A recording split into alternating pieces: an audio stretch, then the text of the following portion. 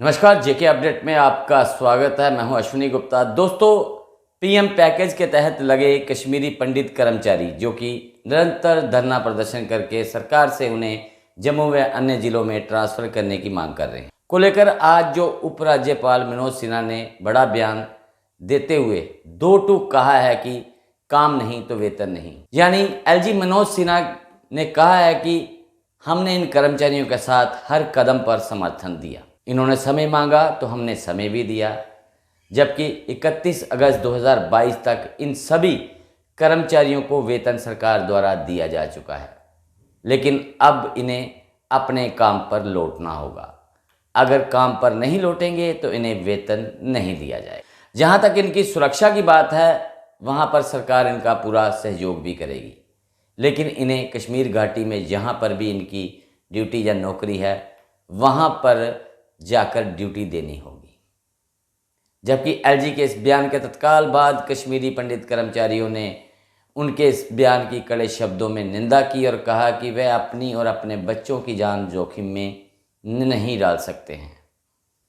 लेकिन अगर फिर भी एलजी समझते हैं कि हम लोगों की मांग सही नहीं है, तो सरकार चाहे वो केंद्र की हो या फिर यूटी की, हमें लिखित में दे कि अगर किसी भी कर्मचारी की कश्मीर घाटी में किलिंग होती है तो वो सरकार उसके लिए जिम्मेदार होगी।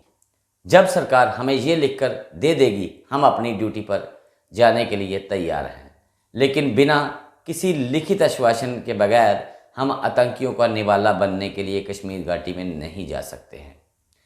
अब दोनों ही पक्षों की बात देखी जाए तो सरकार का पक्ष भी कहीं ना कहीं सही है कि काम के बिना सरकार वेतन कैसे देगी, लेकिन वहीं दूसरी ओर उन कश्मीरी पंडितों की बात भी जायज़ है कि लगातार कश्मीर घाटी में कश्मीरी हिंदुओं की हत्याएं की गई और अभी भी ये सिलसिला पूरी तरह से थमा नहीं है।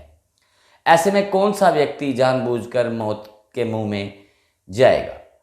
वो कहते हैं कि जान है तो जहान है। कहीं ना कहीं इन कर्मचारियों की बात भी काफ़ी हद तक सही है और एलजी मनोज सिन्हा के बयान के बाद जिस प्रकार से इन्होंने सरकार से लिखित में आश्वासन मांगा है वो भी पूरी तरह से गलत नहीं है, क्योंकि इन कर्मचारियों को भी अपनी और अपने परिवार की सुरक्षा की गारंटी चाहिए और वो गारंटी अब ये लोग लिखित में चाहते हैं, ना कि मौखिक रूप से। उस गारंटी के बाद भी ये लोग कश्मीर घाटी नौकरी करने के लिए जाने को तैयार होंगे। हालांकि सरकार लगातार उन्हें कश्मीर घाटी में सुरक्षा देने के दावे कर रही है, पर इन दावों की हवा बीते कुछ दिनों पहले हुई टारगेट किलिंग में निकलती हुई भी हमने देखी है।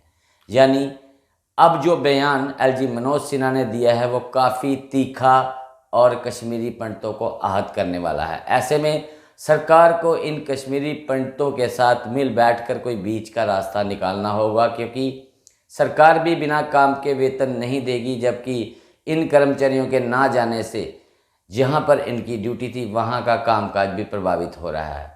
ऐसे में अब इस मसले का हल बैठकर और बातचीत के माध्यम से ही निकाला जा सकता है, अन्यथा ये मामला कहीं और पेचीदा ना हो जाए। बाद में हाथ से मारी गई गांठें दांतों से भी ना खोलनी पड़ जाएं। तो दोस्तों, आज के मुद्दे में यहीं पर लेते हैं विराम। मुझे दे इजाज़त। Good night.